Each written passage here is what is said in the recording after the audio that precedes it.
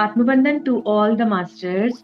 उस एक अनंत रचयिता की प्रेम प्रकाश शांति आनंद और शक्ति में आप सभी का स्वागत करती हूँ मास्टर्स। तो आज हम करेंगे session number 21 the raw contact. और ये रिकॉर्ड किया गया था, ये जो सत्र है ये रिकॉर्ड किया गया था February 4, 1981 को मास्टर्स। और जैसा कि हमेशा रॉ कहते हैं कि मैं आपका स्वागत उस एक अनंत रचयिता के प्रेम और रोशनी में करता हूँ। तो मास्टर्स आइए हम स्टार्ट करते हैं। डॉन यहाँ पे क्वेश्चन कर रहे हैं कि मैं पिछले रात सोच रहा था कि यदि मैं रा की जगह होता और लोगों को एक के कानून के बारे में जानकारियां दे रहा होता तो एक के कानून की पहली विकृति के कारण हो सकता है कि सही जानकारी के साथ गलत जानकारी भी मिल सकती है। तो आपके साथ भी ऐसा होता है? तो मास्टर्स यहाँ पे डॉन क्या बोल रहे हैं कि वो पिछली रात सोच रहे थे कि जो रा मतलब अगर वो रा की जगह होते, है ना, और अगर वो एक के कानून की यानी कि लॉ ऑफ वन की जानकारियां दे रहे होते, इंफॉर्मेशन दे रहे होते, तो एक के कानून की पहली विकृति के कारण हो सकता है कि जो सारी जानकारियां हैं सही जानकारियों के साथ में गलत जानकारियां भी मिल सकती हैं। तो क्या आपके साथ भी ऐसा होता है? ऐसा वो पूछ रहे हैं। तो राह बोलते हैं कि हमें ऐसा जानबूझकर नहीं, हम ऐसा जानबूझकर नहीं करते हैं। हालांकि कंफ्यूजन हो सकता है। हाँ, तो मास्टर्स क्योंकि वहां पे टाइम और करेक्ट, तो वहां पे टाइम और स्पेस नहीं है, लेकिन हमारे यहाँ पे टाइम और स्पेस है। तो यहाँ पे राह यही बता रहे हैं कि गलती नहीं, कंफ्यूजन हो सकता है, राइट। अगर हम होते उनकी जगह पे, डॉन बोल रहे हैं अगर मैं होता तो शायद गलत सही के साथ में गलत जानकारियां भी दे देता। क्या ऐसा सही है? तो रा ऐसा बोल रहे हैं कि गलत ऐसा जानबूझकर तो नहीं करते हैं, लेकिन कंफ्यूजन हो सकता है, राइट। क्योंकि इस वक्त इस गलती का कारण है कि कार्ला ने एक रसायन का सेवन किया है। तो अब कार्ला जो है मास्टर्स, क्योंकि चैनलिंग जो है वो कार्ला के थ्रू हो रही है, और कार्ला को किसी ने ये जो है रसायन, है ना, ये पिला दिया था। तो हम पूरी कोशिश करते हैं कि कोई भी गलत जानकारियां आप तक ना पहुंचे या नहीं दे। तो वो बोल रहे हैं कि वो पूरी कोशिश करेंगे कि आप तक कोई भी गलत जानकारी ना जाए, और कोई भी इस तरह की, क्योंकि कार्ला जो है उसने क्या किया है, किसी रसायन को ग्रहण कर लिया है, सेवन कर लिया है, राइट। तो वो बोल रहे हैं कि हम यही कोशिश करेंगे, हम पूरा ट्राई करेंगे कि हम आपको गलत जानकारियां नहीं दें। हम तो बस उस एक रचना और बुद्धिमान एकता के अनंत रहस्य के बारे में बता सकते हैं। तो वो किसकी बात कर रहे हैं? एक अनंत रचयिता की बात कर रहे हैं कि वो बोल रहे हैं कि उनकी रचना, है ना, उनकी क्रिएटिविटी और जो बुद्धिमान एकता है, ठीक है, उसके अनंत रहस्य यानी कि अनंत बुद्धिमानिता के रहस्य के बारे में वो बता सकते हैं, राइट। तो डॉन पूछते हैं क्या आप बता सकते हैं कि कार्ला ने कौन से रसायन का सेवन किया है जिसके कारण हमारा संपर्क प्रभावित हो रहा है, यानी कि जो कांटेक्ट हो रहा था रा से, जो चैनलिंग हो रही थी कार्ला के थ्रू, उसमें कुछ गड़बड़ हुआ। तभी वो पूछ रहे हैं डॉन कि वो बोल रहे हैं, पूछ रहे हैं कि भाई ऐसा कार्ला ने कौन सा रसायन ले लिया जिससे कि जो संपर्क है वो प्रभावित हो रहा है, इफेक्ट हो रहा है। तो रा बोलते हैं आपका सवाल स्पष्ट नहीं है। क्या फिर से पूछ सकते हैं? राह बोल रहे हैं कि क्या आप फिर से पूछ सकते हैं, क्योंकि आपका जो क्वेश्चन है उसमें क्लैरिटी नहीं है। तो डॉन कहते हैं आपने अभी बताया है कि आपको संपर्क में दिक्कत आ रही है क्योंकि कार्ला ने कुछ रसायन का सेवन किया है। क्या आप बता सकते हैं कि वे कौन सा रसायन है? तो मास्टर्स यहाँ पे ये बोल रहे हैं डॉन कि अभी अभी आपने बताया है कि आपको मतलब हमसे संपर्क करने में कार्ला के थ्रू दिक्कत आ रही क्योंकि कार्ला ने कोई रसायन लिया है, रसायन का सेवन किया है। तो वो रसायन कौन सा है जो कि कार्ला ने लिया है, ऐसा वो पूछ रहे हैं, राइट। तो रा कहते हैं उस रसायन को एलएसडी कहते हैं, है ना। यदि इसका उपयोग किया जाता है तो ये संपर्क को प्रभावित नहीं करता है। तो इसका यूज किया जाता है तो ये जो कांटेक्ट हो रहा है इसको प्रभावित नहीं करता है। लेकिन इस रसायन से दिक्कत ये आती है कि जब इसका असर कम हो जाता है, जब ये ले लिया तब तो संपर्क अच्छा हो जाता है, लेकिन दिक्कत ये आती है कि जब ये एलएसडी को लिया जाता है मास्टर्स, तो इसका असर जैसे जैसे कम होने लगता है तो उसके कुछ नाटकीय प्रभाव होते हैं, है ना, कुछ ड्रामेटिकल चेंजेस उसमें दिखते हैं उस पर्सन में। इस कारण जब भी कार्ला इस सत्र की यानी कि इस सेशन की शुरुआत करती है, तब इस रसायन के कारण उसकी ऊर्जा प्रभावित होती है। क्योंकि कोई भी रसायन लेंगे तो आपकी बॉडी में वो जाएगा। इवन हम वाटर भी पीते हैं, तो अगर वाटर के इमोशन सही नहीं है तो वो हमको इफेक्ट करते हैं, क्योंकि हमारे 70% हम वाटर से बने। तो यहाँ पे तो कार्ला रसायन ले रही है, एलएसडी ले रही है मास्टर्स। तो यहाँ पे यही बताया जा रहा है कि जब जैसे ही कार्ला जो सत्र की शुरुआत होती है तो इस रसायन के कारण क्या होता है कि उसकी ऊर्जा इफेक्टेड होती है, उसकी ऊर्जा प्रभावित होती है। हालांकि इस वक्त ये रसायन उसकी ऊर्जा को सत्र के दौरान बढ़ा नहीं रही है, लेकिन जो अभी इसने रसायन लिया है उससे कार्ला की ऊर्जा जो है वो बढ़ नहीं रही है, ऐसा वो बोल रहे हैं। यानी कि ये रसायन का प्रभाव कम हो गया है। तो अभी जो कांटेक्ट हो रहा है उसमें वो बता रहे हैं कि ये रसायन का प्रभाव कम हो गया है। फिर भी वो बोल रहे हैं यदि हम देख सकते हैं कि यदि संपर्क प्रभावित हो रहा है तो हम कुछ समय के लिए संपर्क काट देते हैं, क्योंकि कांटेक्ट जो था वो इफेक्टेड हो रहा था। तो वो बोल रहे हैं कि कुछ समय के लिए वो क्या करेंगे, कांटेक्ट को कट कर देंगे, है ना। और फिर वो बोल रहे हैं कि कुछ समय के लिए कांटेक्ट को कट करेंगे, संपर्क को काट देंगे, ताकि हम कार्ला को सुरक्षित रख सकें, ताकि कार्ला जो है वो सेफ रहे और उसका ख्याल रखा जा सके। Right masters. तो डॉन मतलब कार्ला ने यहाँ पे एलएसडी लिया था मास्टर्स। तो हम कभी भी आपको सजेस्ट नहीं करेंगे कि एलएसडी आपको लेना है। एलएसडी जो है मास्टर्स वो एक ऐसा रसायन है जिसको लेने के बाद में ऊर्जा तो बढ़ जाती है, राइट। और हम ये बोल सकते हैं कि आपका मतलब स्पिरिचुअल आपका अवेकनिंग भी हो सकता है, लेकिन हमको ऐसा नहीं करना है, ये शॉर्टकट हमें नहीं मारना है, क्योंकि जितना ये मतलब वो है, जितना असरदार है उतना ही ये घातक भी है। क्यों घातक है मास्टर्स? क्योंकि अगर आप इसको ग्रहण करते हैं तो थोड़ी देर के लिए तो आपकी जो एनर्जी लेवल्स है वो बढ़ जाएंगे, लेकिन जैसे जैसे इसका असर कम होगा, जैसे जैसे आप प्रभावित होते जाएंगे, एनर्जी लेवल कम होता जाएगा, तो मे भी हो सकता है कि आपके ऊपर कुछ अटैक्स भी हों, राइट। तो इसको लेना बिल्कुल भी सेफ नहीं है। कार्ला को भी गलती से किसी ने दिया था सेशन के पहले, राइट। तो डॉन कहते हैं क्या कोई ऐसा खाना है कि इस वक्त कार्ला खाए तो उसके लिए मददगार हो, क्योंकि कार्ला की एनर्जी कम हो रही है, या हानिकारक हो, या मददगार हो या हानिकारक हो। तो राव बोलते हैं इस समय कार्ला का शरीर बीमार है, कार्ला जो है उनका जो बॉडी है वो बीमार है, इसलिए वे नहीं खाए तो उसके लिए बेहतर हो, जैसे कि अनाज, सब्जियां, है ना। तो उनके लिए क्या बेहतर होगा? अगर वो वही खाए जो उसके लिए बेहतर है ना। जो उनके लिए उसके लिए बेहतर नहीं है वो उसको नहीं खाना है। उसके लिए बेहतर क्या है यहाँ पे? जैसे वो अनाज खा सकती है, सब्जियां खा सकती है और इत्यादि।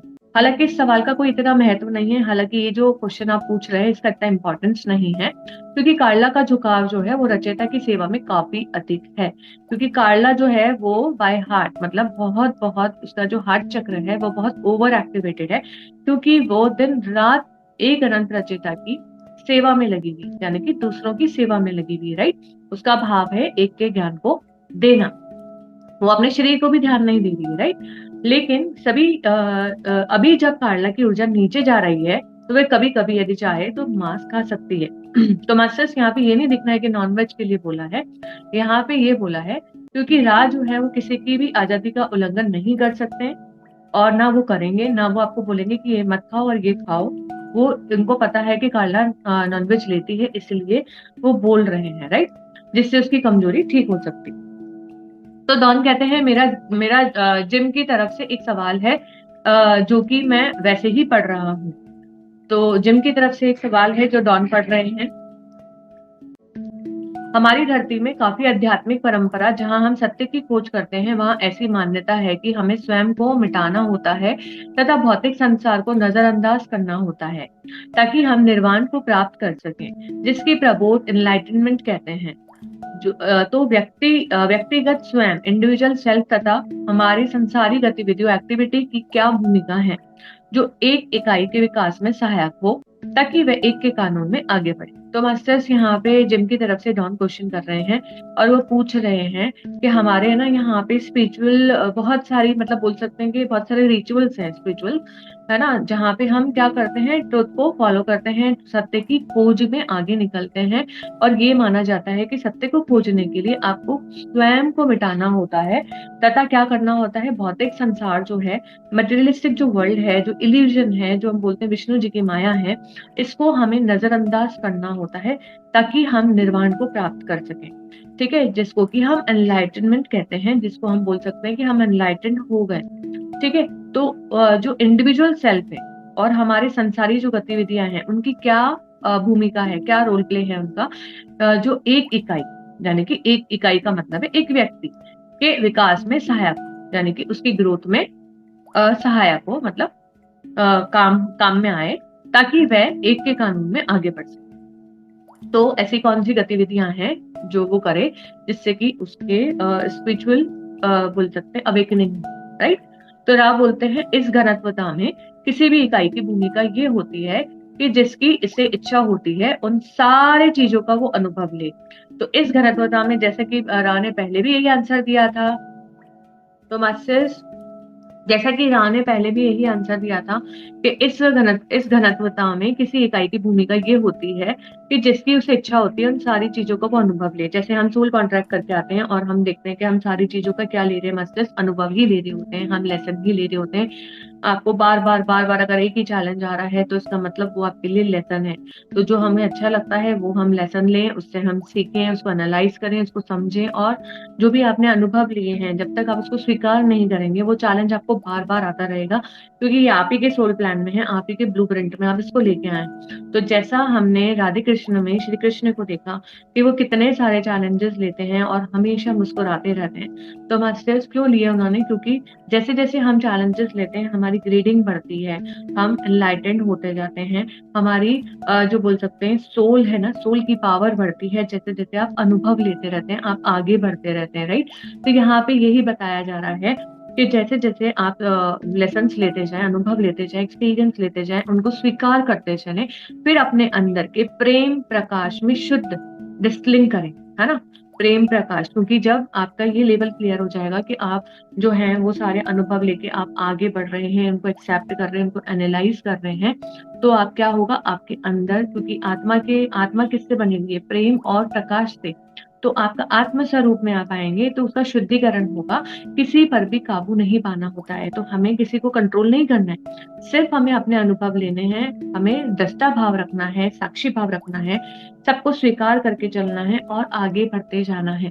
जिसकी जरूरत नहीं होती वे अपने आप छूट जाता है। अब मान लीजिए किसी की एनर्जी आपके साथ मैच नहीं कर रही है, आपका जितना उसके साथ में अनुभव लेना था वो आपका अनुभव हो चुका, तो ऑटोमेटिकली वो पर्सन आपसे दूर हो जाएगा, या फिर वो अनुभव आपको अब दोबारा नहीं दिया जाएगा, क्योंकि उसका आप अनुभव ले चुके हैं। तो जो भी आपके एनर्जी के अकॉर्डिंग कंपैटिबल नहीं होता है उसको आपसे दूर कर दिया जाता है, यहाँ पे ये बताया जा रहा है। तो इच्छाओं के विश्लेषण के कारण ही झुकाव होता है। इन इच्छाओं का झुकाव सचेत रूप से अधिक प्रेम प्रकाश की ओर होता है, क्योंकि इकाई शुद्ध अनुभव में स्वयं को प्रस्तुत करती है। तो इसी इच्छा के कारण आप में संतुलन आता है। तो मास्टर्स देखिए संतुलन कैसे आता है कि हमारी जो भी इच्छाएं हैं हम उनको क्या करते हैं, एनालाइज करते हैं, है ना। इच्छाओं के कारण ही हमारा ये मटेरियलिस्टिक वर्ल्ड में हमारा झुकाव होता है, राइट। तो इन इच्छाओं का झुकाव सचेत रूप से अधिक, तो ये जो इच्छाएं हैं ना हमारा सचेत रूप से यानी कि अवेयर होके आपका जो झुकाव है वो किस तरफ होना चाहिए, प्रेम और प्रकाश की ओर होना चाहिए। क्योंकि जब प्रेम और प्रकाश की तरफ आपका झुकाव होगा, मटेरियलिस्टिक वर्ल्ड की तरफ नहीं होगा, तो क्या होगा कि जो इकाई है वो शुद्ध अनुभव में स्वयं को प्रस्तुत करती है, क्योंकि वो शुद्ध होती जाती है, क्योंकि उसका झुकाव किस तरफ जा रहा है, प्रेम और प्रकाश की तरफ जा रहा है।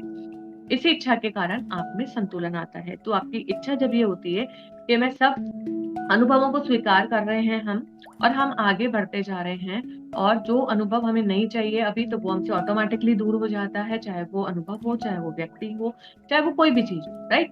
और हम क्या करते हैं, एनालाइज करते हैं, और हमको जब ये पता चलता है कि एक अनंत रचयिता की तरफ हमारा झुकाव है, यानी कि प्रेम और प्रकाश, यानी कि प्रेम और रोशनी की तरफ हम अब आगे बढ़ना है हमें, जब हम ये तय करते हैं तो हमें बहुत सारे शुद्ध अनुभव होते हैं।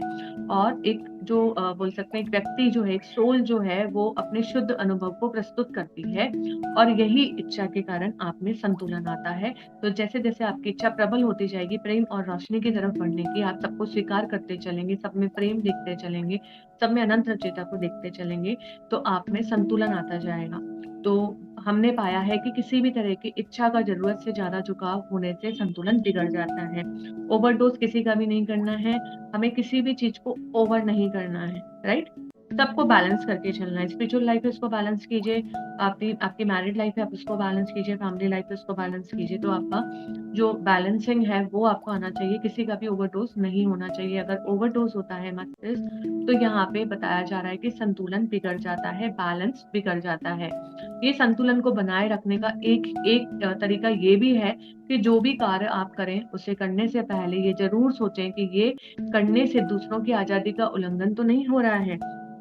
तो मास्टर्स कई बार हम ऐसा कर रहे होते हैं, हम अपनी चीजें दूसरों पे थोप रहे होते हैं, तो हम ये नहीं सोचते हैं कि सामने वाला जो है उसको कैसा लगेगा, कहीं उसकी हम आजादी का उल्लंघन तो नहीं कर रहे हैं। तो यहाँ पे ये बताया जा रहा है मास्टर्स कि आप किसी की भी आजादी का उल्लंघन ना करें, उसके लिए टेक्निक बता रहे हैं यहाँ पे कि जो भी आप दूसरों के साथ में करते हैं, जो भी आप एक्शन लेते हैं दूसरों के लिए, तो वो आप अपने ऊपर रख के देखिए सबसे पहले, है ना। अगर हमें दूसरों के लिए कुछ हमें बुरा बोलना है या हम बुरा सोच रहे हैं, तो पहले अपने आप को आंकिए, अपने आप पे रख के देखिए कि अगर उनकी जगह पे मैं होता और ये हरकत मैं उनके साथ में कर रही होती, कर रहा होता, तो मुझे कैसा लगता। क्योंकि आपको जब आप ऐसा करने लग जाएंगे तो आप संतुलन बना पाएंगे। यही बैलेंसिंग है, यहाँ पे यही सिखाया जा रहा है कि जो भी आप कार्य करें उससे पहले जरूर सोचें कि सामने वाले की आजादी का उल्लंघन तो नहीं कर रहे हैं, हम थोप तो नहीं रहे सामने वाले पे कुछ, या डोमिनेट तो नहीं कर रहे हैं सामने वाले को, है ना, या हमारी वजह से सामने वाले की भावनाओं को तो कष्ट नहीं पहुंच रहा है। क्योंकि ज्यादातर हम लोग यही कर रहे होते हैं और इसमें हम दूसरों की, क्योंकि लॉ ऑफ वन में हम यही सीख रहे हैं कि किसी की भी आजादी का उल्लंघन नहीं करना है, तो हमें किसी की भी आजादी का उल्लंघन नहीं करना है। और इसका बेस्ट तरीका है देखने का कि जो भी आप दूसरों के साथ में एक्शन करने की सोच रहे हैं, हाँ, दूसरों के साथ करने का सोच रहे हैं, वो आप पहले अपने ऊपर रख के देखें, उसकी जगह अपने आप को रख के देखें कि अगर मेरे को कोई ऐसे कहे या मेरे साथ में ऐसा हो तो मैं कैसे रिएक्ट करूंगी या रिएक्ट करूंगा। तो क्या ये एक्चुअल में जो मैं कर रहा हूँ वो सही है या नहीं है। तो इस तरह स्वतंत्र इच्छा की रक्षा होती है। तो इस तरह से हम बोल सकते हैं फ्री विल की रक्षा होती है।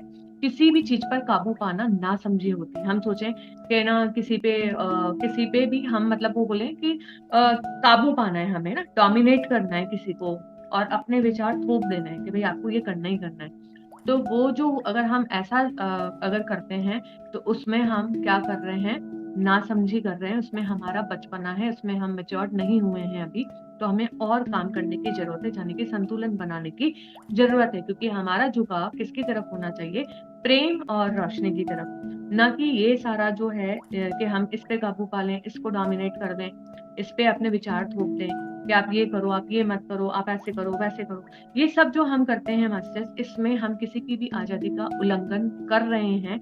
तो हमें बहुत बहुत प्रिकॉशंस लेने की जरूरत है, क्योंकि अगर हम प्रेम और प्रकाश की तरफ बढ़ रहे हैं तो हम ये नहीं करेंगे, राइट। तो वही बताया जा रहा है कि अगर किसी पे भी हम काबू पाने की कोशिश करते हैं, तो जैसे हम देखेंगे कि जनरली हस्बैंड होते हैं वो वाइफ पे डोमिनेट, मतलब वाइफ को डोमिनेट करते हैं। जो वाइफ होती है कई बार ऐसा होता है कि वो हस्बैंड को डोमिनेट करती है, नहीं यहाँ पे नहीं जाना है, ये नहीं करना है, वो नहीं करना है। तो इस प्रकार का डोमिनेशन हमें नहीं करना है, किसी पे भी कंट्रोल पाने की कोशिश नहीं करनी है। आप अपनी बात बिल्कुल इत्मीनान से रख सकते हैं, सामने वाले को ये नहीं लगना चाहिए कि उनकी आजादी का आप उल्लंघन कर रहे हैं। आप समझा सकते हैं, एक बार बोल सकते हैं, लेकिन कुछ भी किसी पे जबरन हमें थोपना नहीं है, जबरन हमें कुछ भी किसी के साथ नहीं करना है, राइट। तो इस प्रकार जब आप ऐसा वातावरण बना देते हैं जिसमें संतुलन हो, तो आपकी जिंदगी के फैसले फैसले जो होते हैं ना, होते हैं वो आसान बन जाते हैं, राइट। तो जो भी हम डिसीजंस लेते हैं, अगर इस तरह से हम संतुलन बना के चलते हैं, हम दूसरों को एक्शन लेने से पहले हम खुद के ऊपर उस चीज को रख के चलते हैं, तो कहीं ना कहीं हमें ये पता लग जाता है कि हाँ वी आर रॉन्ग, हम कहीं ना कहीं गलत है। अगर हम दूसरों के साथ ऐसा करते, हम उनके साथ में ऐसा करते, तो क्या होता, है ना। उनकी जगह हम अपने आप को रख के देखें एक्शन लेने से पहले, तो आप देखेंगे कि बैलेंसिंग आएगा। तो जब बैलेंसिंग आएगा तो आपको डिसीजन मेकिंग बहुत इजी हो जाएगा। तो शुरुआत में बहुत मुश्किलें होती है मास्टर्स ये फॉलो करने में, परंतु बाद में ऐसा हो जाता है कि आप इसमें एक्सपर्ट हो गए हो। तो यहाँ पे बहुत सुंदर संदेश जो है वो हमें राह दे रहे हैं कि हमें किसी पे भी काबू नहीं पाना है, किसी को भी डोमिनेट नहीं करना है, किसी की आजादी का उल्लंघन नहीं करना है। अगर आप यहाँ पे बैलेंस बना लेते हैं तो आपके लिए आगे डिसीजन मेकिंग बहुत इजी हो जाता है और धीरे धीरे आप एक्सपर्टीज आपको आ जाता है इसका। तो हर इकाई के लिए उचित समय में सभी चीजें स्वीकार योग्य है, यानी कि एक टाइम ऐसा आता है जिसमें आप कंप्लीट एक्सेप्टेंस में आ जाते हैं कि जो भी हो रहा है क्योंकि आप अनुभव ले रहे हैं, अच्छा बुरा कुछ नहीं है मास्टर, सब अनुभव है, राइट। तो वो समझदारी आपके अंदर आ जाती है, स्वीकार, एक्सेप्टेंस आपके अंदर आ जाता है, और दूसरों के साथ साझा करने में ये सारी चीजें एक प्रकार की विकृति से दूसरे प्रकार की विकृति की ओर जाती है, जो कि एक के नियम के काफी अधिक अनुकूल होती है। तो जैसे जैसे इकाई यानी कि जैसे जैसे कोई भी व्यक्ति, मतलब हर चीज का उचित समय आता है, तो आप क्या होता है, धीरे धीरे धीरे धीरे जब आपको चैलेंजेस आते हैं, आप जब एक्सपीरियंसेस लेते हैं, आप जब अनुभव लेते हैं, तो आप प्रेम और रोशनी की तरफ जब आगे बढ़ते जाते हैं, तो आप में समझदारी आती है, आप में एक्सेप्टेंस आता है, और आप ये समझदारी दूसरों के साथ भी साझा करते हैं। तो इसका मतलब क्या है कि आप दूसरों के अनुकूल ही, मतलब एक के नियम के अनुकूल ही काम कर रहे हैं, राइट, आगे बढ़ रहे हैं। तो हम ये कहना चाहेंगे कि किसी भी इच्छा को नजरअंदाज करना और उस पर काबू करना आसान है, बजाय इसे समझना या स्वीकार करना। तो वो यही बोल रहे हैं कि किसी भी इच्छा को अगर हम नजरअंदाज कर दें या फिर हम उस पर काबू पा लें, तो वो तो बहुत आसान है, राइट। लेकिन उसको समझ के उसको स्वीकार करना वो बहुत डिफिकल्ट है। तो स्वीकृति होनी बहुत जरूरी है, क्योंकि जहां रेजिस्ट करेंगे मास्टर्स, वहां पे आप आगे नहीं बढ़ पाएंगे। यही यहाँ पे बताया जा रहा है कि हमें रेजिस्ट नहीं करना है, हमें आगे बढ़ना है। तो इससे क्या होगा, जिसमें स्वयं तथा दूसरों की देखभाल और करुणा के साथ एनालिसिस करना होता है। तो हम जब भी एक्सेप्टेंस कर रहे होते हैं, तो सामने वाले में जब आप एक अनंत रचयिता को देखेंगे, तो आपको स्वीकृति आएगी, और इस तरह से आप दूसरों की देखभाल भी करेंगे, आपके अंदर कंपैशन भी आएगा, करुणा भी आएगी, और आपके लिए एनालाइज करना भी बहुत ईजी हो जाएगा। तो डॉन कहते हैं, मैं ये कहना चाहता हूँ कि किसी भी दूसरी इकाई या व्यक्ति की स्वतंत्रता का उल्लंघन एक के कानून के अंतर्गत बिल्कुल भी नहीं करना चाहिए। तो क्या आप इसके अलावा किसी और नियम के बारे में बता सकते हैं जिससे कि नहीं तोड़ना चाहिए, जैसे कि नहीं तोड़ना चाहिए? तो यहाँ पे डॉन जो है वो बोल रहे हैं कि मतलब दूसरी जो इकाई या फिर अगर व्यक्ति की बात करें, तो उसकी स्वतंत्रता का उल्लंघन नहीं करना चाहिए, यानी कि आजादी का उल्लंघन नहीं करना चाहिए। लेकिन वो बोल रहे हैं कि इसके अलावा भी कुछ और जो रूल्स हैं वो आप बता सकते हैं, कुछ और नियम बता सकते हैं जिसे कि नहीं तोड़ना चाहिए। तो राव बोलते हैं, जब कोई स्वतंत्र इच्छा को जानने की तरफ आगे बढ़ता है, यानी कि आजादी की तरफ जब आगे बढ़ता है, तो उस समय उसके अंदर बुद्धिमान ऊर्जा बनती है, यानी कि अनंत रचयिता की बुद्धिमान ऊर्जा का संचालन होता है उसके अंदर। उसे अपनी बुद्धिमानी से संतुलित करना होता है। तो अपनी बुद्धिमानी से उसको आपको संतुलन में लाना होता है, और ये भी देखना होता है कि उसका कर्म, उसके वातावरण तथा वह चीज जो प्राकृतिक है, यानी कि जो नेचुरल है, तथा वह चीज जो मानव निर्मित है, जो मैन मेड है, वहां किसी भी तरह से आजादी का उल्लंघन तो नहीं हो रहा है। तो यही बोल रहे हैं यहाँ पे, राव बोल रहे हैं कि मतलब जब कोई स्वतंत्र इच्छा को जानने की तरफ आगे बढ़ता है ना, कि क्या है आजादी, क्या है फ्री विल, क्या है, तो यहाँ पे ये बता रहे हैं कि उसके अंदर बुद्धिमान ऊर्जा बनती है, यानी कि बुद्धिमान ऊर्जा, इंटेलिजेंस, जो एनर्जी है, इंटेलिजेंट एनर्जी क्रिएट होती है, राइट। तो अब उसको क्या करना होता है, जो इंटेलिजेंट एनर्जी है उसको संतुलित करना होता है, और उसे ये भी देखना होता है कि उसके कर्म, उसका जो वातावरण है, यानी कि उसमें जो प्राकृतिक चीज है या फिर जो मानव निर्मित चीज है, उसका वो उल्लंघन तो नहीं कर रहे हैं, उनकी आजादी का उल्लंघन तो नहीं हो रहा है। वो भी हमें देखना होता है, अपने आप को बैलेंस करने के लिए, संतुलन बनाने के लिए, राइट मास्टर्स। तो यहाँ पे बहुत अच्छे से राह समझा रहे हैं कि कैसे हमें संतुलन बनाना चाहिए, और बता रहे हैं कि इस प्रकार उन विकृतियों से बचना है जिसमें ऊर्जा का फोकस प्रेम प्रकाश की तरफ ना हो। तो वो सारी ऊर्जाओं से, वो सारे नेगेटिव विचार से, वो सारे नेगेटिव कर्म से हमें बचना है, जिसका झुकाव एक अनंत रचयिता के प्रेम और प्रकाश की तरफ ना हो। इसमें लोगों के प्राकृतिक वातावरण की जरूरत को जानने में कमी, दूसरों की आवश्यकता को जानने की कमी भी शामिल है। तो हमें क्या करना होता है कि हम यहाँ पे जो है राय यही बोल रहे हैं कि इन विकृतियों से हमें बचना है जिसमें ऊर्जा का जो फोकस है वो प्रेम और प्रकाश की तरफ ना हो।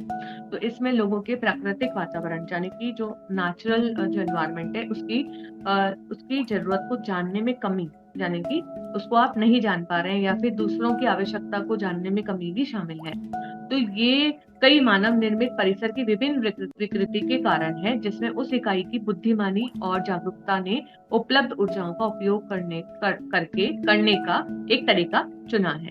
ठीक है। तो यहाँ पे इस प्रकार एक इकाई के साथ जो अनुचित है वह दूसरों के लिए उचित भी हो सकता है। तो मतलब हो सकता है कि जो एक के लिए बेनिफिशियल हो वो दूसरे के लिए डिस्ट्रक्टिव हो। ठीक है। तो हम यहाँ पे यही बोल सकते हैं कि दूसरों की आवश्यकता मतलब हमें क्या करना है, हमें इस तरह से बैलेंस करना है अपने आप को कि कोई भी विकृति ना हो, है ना? यानी कि हमें अपने आप को संतुलित करके चलना है और ये कोशिश करनी है, हमें ये जानने की कोशिश करनी है कि हम क्या करेंगे, किसी की भी आज़ादी का उल्लंघन नहीं करेंगे। ठीक है? तो ये देखें कि आपके लिए जो सही है वो दूसरे के लिए गलत हो सकता है। तो इसमें हमें ध्यान देना है। तो हम ये सुझाव देते हैं कि दूसरों को भी खुद की तरह जानने की कोशिश करना है। यानी कि जो भी आप दूसरों के साथ करना चाहते हैं, पहले आप अपने ऊपर करके देखें, अपनी जगह पे उसको रख के देखें और फिर आगे बढ़ें। ठीक है? दूसरों की बुद्धिमानी और जागरूकता द्वारा कई मामले में इसमें स्वतंत्र इच्छा की विकृति का उल्लंघन करना भी शामिल नहीं है। हालांकि ये सेवा का एक नाजुक मामला है और करुणा, संवेदनशीलता और सहानुभूति की क्षमता मानव निर्मित बुद्धिमानी और जागरूकता की विकृतियों से बचने में सहायक है।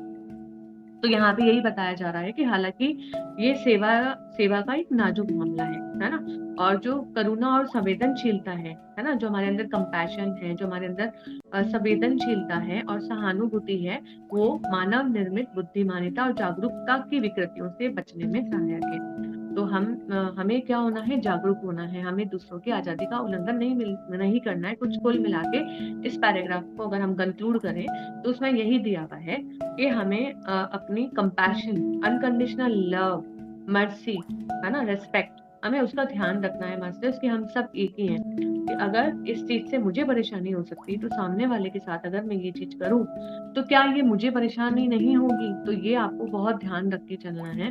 क्षेत्रीय कार्य क्षेत्र जिसे समाज कहते हैं, ऐसा कार्य क्षेत्र है जिसे देखभाल की कोई आवश्यकता नहीं, क्योंकि ये विशेष ग्रह में लोगों का विशेष सम्मान कर्तव्य है,